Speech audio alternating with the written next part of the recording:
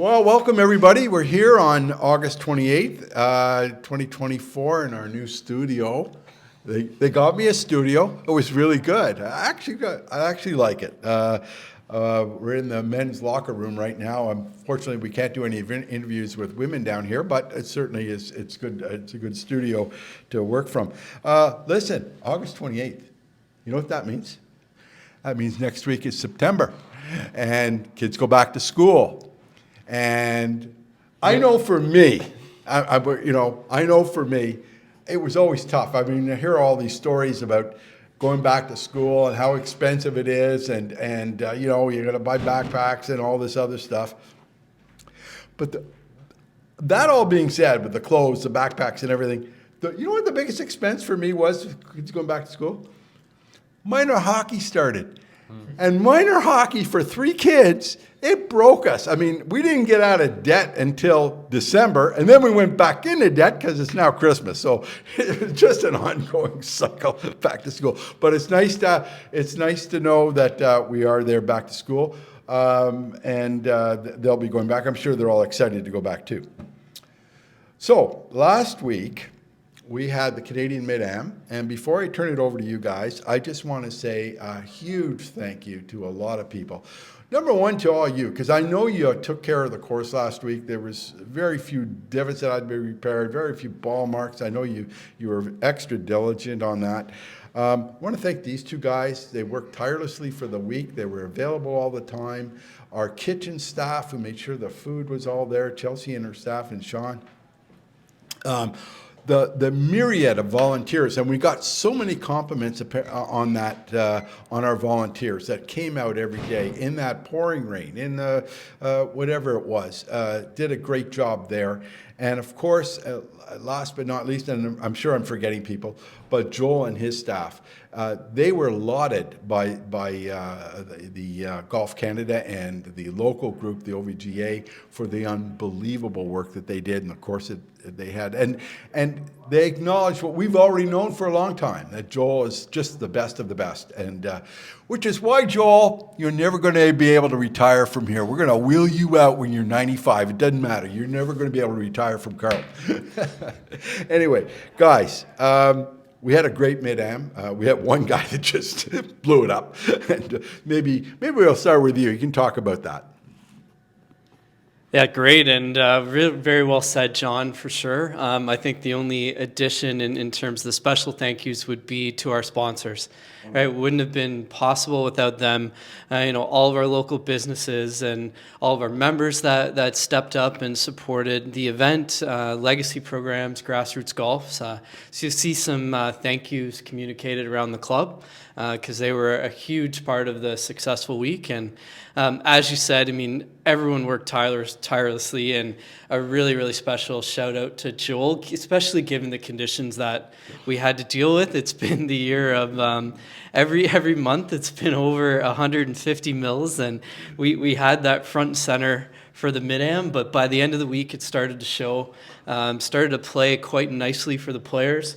A lot of good responses on our facility and the way the course, especially the greens, were able to stand up. They were able to roll beautifully, and it was so nice to have a great competition. Had its waves of some swirly winds, which we talked about last week. A great round by Jared locally, and then it got to be a little bit of a runaway at the end, which I'll of course maybe let Tyler touch in on. And lastly, it's great to see Team Ontario come out with the win. Yeah. Well, that's great too, and I shout out to Jared for a great week. Certainly you're going to talk about that, but wow, so proud of you, Jared.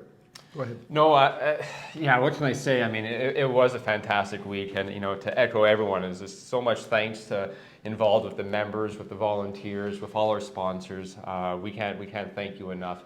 Phil Byrne leading the charge as our committee chair, Laura Knowles, Lori Higgins, everyone who stepped up to make this event extra special. And I know the weather wasn't cooperating early in the week, but you know what, for all of those who actually did make the cut, they were certainly treated to 2 phenomenal days. And starting on those 2 nicer days, on the Thursday, we had our overall winner, Cam Burke, go out and shoot a course record tying 63, which is phenomenal. Looking at his scorecard, I mean, I think he went eagled on 5, birdie on 6, birdie on 7. Like, this person was on fire.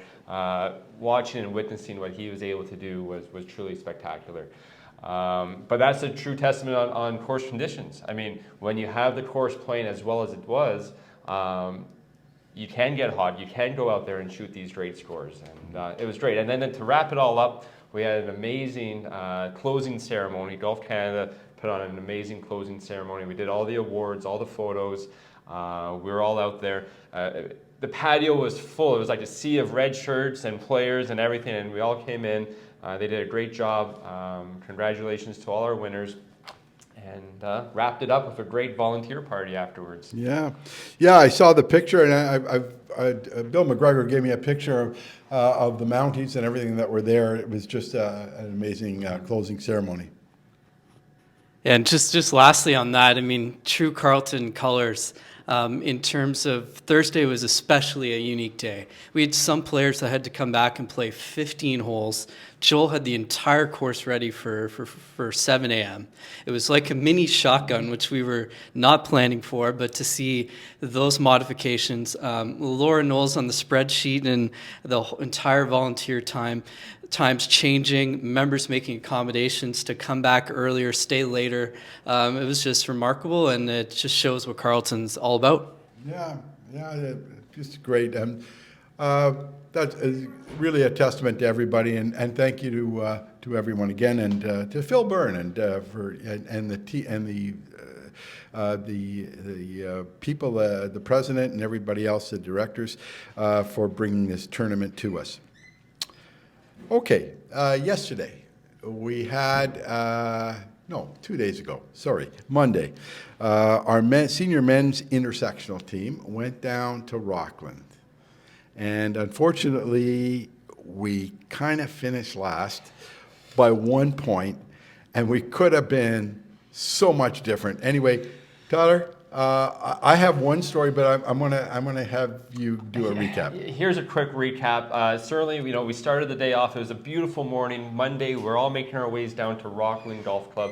A really, really nice golf course. The team was competing against the teams from Brockville, Renfrew, and Rockland. Phil Byrne, our club captain, was there getting everything all organized. He was there teeing everybody off. We started the day off pretty strongly. We actually started the day off. Matches were out there. Matches were finishing. We were getting points on the leaderboard. And then towards the end, our last 3 or 4 groups, unfortunately, lost a little bit of steam. I think we only got 2 points in the last 4 groups, which ultimately led us to a 4th place finish. Well, I do have a story. I was with Jim Delhunty yesterday, who was our anchor, and Jim shot a fine 76. I mean, and he 3-putted 5 greens, so it could have been a lot better. But he was telling me he was one down to the guy from Renfrew coming down to the last hole, and it's a dogleg right, and you hit up to a green, and I guess Jim's shot just fell a little short of the pond. There's a pond there. His opponent from Renfrew puts it in the pond. So Jim figures, hey, this is over. I've got this, right? The guy from Renfrew picks up his ball, goes back 170 yards, which you're allowed to do you're allowed to go back. He hits a 3-wood up onto the green, 2 feet from the pin. Jim hits his up. They both tied a hole. He loses by 1, and that 1 point would have got us into the next round. But it was just one of those days. If it's not going to happen, it's not going to happen. That's karma. Anyway, good luck to you guys next year, and we now move over to our next senior intersectional team, our senior women's, who are going to be playing in Smith Falls. Smith Falls, yeah. That's right. So that's coming up next Tuesday, so we're really excited to be sending our women's intersectional team over there. Smith Falls, for those of you who played it, it's a nice little course, not too far from here. And we have a great team. I'm really stoked. I have a really good feeling. I don't want to jinx anything, obviously, but we have a pretty strong women's team. I think they're going to go out there and do great. Good luck. Sounds good. A few weeks back, quite a ways back actually, you'll notice by the video, I happened to go out with Fergus, and we're discussing the 50-yard punch shot. Like, it was a good shot to play yesterday because the wind was howling on 18 into our face, and I still have a little bit of work to master on that shot, as proved by yesterday. But let's take a look at his video. It's really good. So last shot I'm going to have Fergus show us today is we're about 50 yards, pins at the front, wind's blowing in our face. For me, this is a very tough shot. I'm reluctant to take a wedge because it gets it up too high and you never know what the wind's going to do. I really want to learn how to hit a punch shot so that I can punch it low, bounce it on the green and get somewhere close. What do you recommend for this? Okay, so yeah, so looking about 50 yards. For me, this is a great position to be in, especially with the wind into our face, because it means that the amount of spin we can put on the ball means that the ball's going to drop pretty quick and it's going to stop pretty quick as well. So it means that we can be quite aggressive towards this one. So this sort of situation, normally 50 yards I'd probably use a 58-degree wedge, but I'm actually going to probably use a 54, so I'll just grab that. Okay, so you're using a higher wedge because you're going to close it down a bit. If a guy like me decides to use a 7-iron, is that going to be a problem?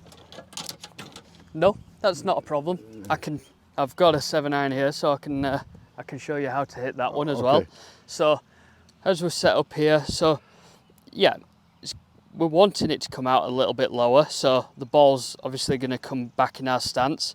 A little bit similar, we're going to go a little bit narrower with our stance, just to help turn through it a little bit more, and also try and keep a bit of the speed off the club, so we're not trying to hit it too hard, with it being a slightly stronger club face. So from here, slightly back, closer to centre, I'd probably play a normal wedge shot very close to my left heel. So I'm going to go closer to the centre, weight's going to stay forward, and from here I'm going to feel like my shoulders almost turn horizontally rather than normally we've been left shoulder a little bit higher into impact and helping it up. Okay, that's interesting. Into the air. So from here, shoulders a little bit flatter, and all the way through we're going to finish with our hands nice and low. So let's see if we can hit this one. Oh yeah, very nice. And that just stopped dead right there. Wow. Okay, so I don't feel comfortable with that shot, with that wedge, because I always seem to flub it, but I'd like to hit a nice punch in here with a 7-iron or something and get it even lower and run it up. So this is something that's a bit more of a feel shot, so 50 yards, and it's something I used to do on the range where I'd set up at 50 yards and just as a warm-up I'd just hit pretty much every club in my bag to pitch at 50 yards, just to get a feel for how the club really when I was warming up. So obviously 50-yard shot, we're maybe not going to pitch it all the way back there with a 7-iron, but certainly with the upslope into the green, we're going to have to pitch it up there a reasonable distance, and it's almost trying to feel how you'd try and throw the ball there. Okay. So ball sort of middle of my stance again, hands are going to finish nice and low still, but I'm probably going to pitch it maybe 20-30 yards short and let the ball do the rest. Yeah, that's the shot I wanted. Yeah. Okay, so that one rolled a bit more, so like you said, it was a feel shot, and so we'll just, it was a feel shot, so if you were doing it again, you kind of make sure you maybe hit it a little bit less and then roll it up. Absolutely. Fergus, thank you very much. You're welcome, John. Great. Thank you very much. I was so, Fergus, he's so technical and he tells you how to set up right, tells you what to look for, you move that left shoulder to the left, and then really, really good. So and both his shots were terrific on that hole. It exactly went the way they were supposed to go. got good news for everybody.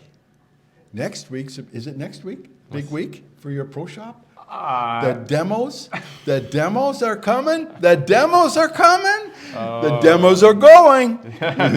John, they're not going to last too long. Yes, starting September 1st, which is actually this Sunday coming, our big demo sales are going to start.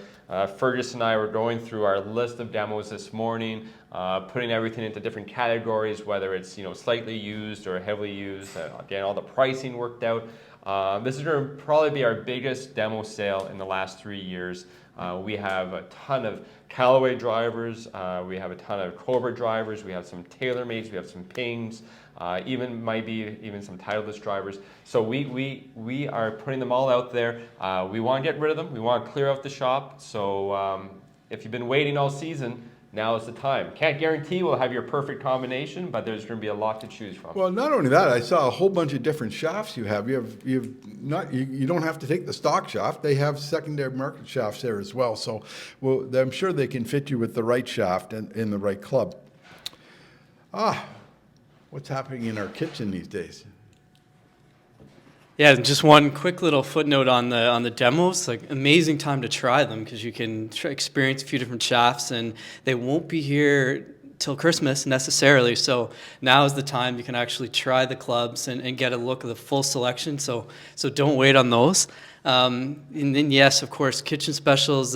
Sean and Chelsea have jazzed up the pizza a little bit this week. We've got a barbecue chicken pizza, which will be a nice offering. It's just $15. And we have tempura haddock running right through the week. And then please keep an eye on a few other specials that'll be rotating by the day right through into the weekend. Yeah, very good. So yesterday we were golfing out there, Tyler, and I noticed on number 4 on the left side, where there used to be ground under repair, the signs were taken down. What's the story on that? That was just temporary, John. So the signs were taken down during the mid-am. So Joel's already putting those signs back up. So okay. Left side of 4 will still be ground under repair. Okay, that's good. Just wanted to clarify that so that if the signs aren't up there today, that's fine. Where it's, they have some closely mowed areas now on that side, so that's not under repair. But the ones that they haven't mowed, that still is under repair. Very good. Well, gentlemen, we're getting down near the end here. So on September 3rd, we just mentioned the OVGA Senior Women's Intersectional takes place at Smith Falls. Got a big thing going on September 7th, the men's Quinn Hoffman. Men's Quinn Hoffman. So for all the men out there, you would have seen an email go out yesterday just reminding everybody the men's Quinn Hoffman is taking place on Saturday, September 7th. It is a 2-person or 2-man event. It's a 2-man better ball. So you and your partner will play best score on each hole. We're using 90% of your team handicap, of your course handicap. Tee times are going to be between sort of 9 a.m. and noon. When you sign up, you can put a preference in if you want to go early or later. It's a fun event, really fun event. Yeah, I've always liked that event. September 8th, Women's Solheim Cup. And following up with our men's event from the 7th, on the 8th is our Solheim Cup, which is a women's event, which was postponed from earlier in the season due to bad weather. So we're pretty excited about that. It'll be, I think we have space for up to 24 women to play in it. It's going to be great. Anyone who's already signed up from earlier in the year, you're still signed up unless otherwise you tell us, but we still are accepting some sign-ups. Great stuff. September 8th also, Learn to Love It. Yes, that's right. We still have a few dates for Learn to Love It members. So those that haven't used up all 3 of your clinics, please sign up through GG Golf or in the golf shop. Right. And we're already on September 15th. We got a Women's Captain's Challenge. Tell us what that's all about. The Women's Captain's Challenge, it's a really fun event. It's an afternoon 9-hole shotgun. So it's being coordinated and run by our women's captain, so Emma Stodell. There's a charity involved with it as well. So for all the women who are interested, you would have received an email by now explaining what the event's all about the charity as well. And it's going to be a great afternoon. Lots of fun. Yeah, it's going to be really good. There you go. Anything else?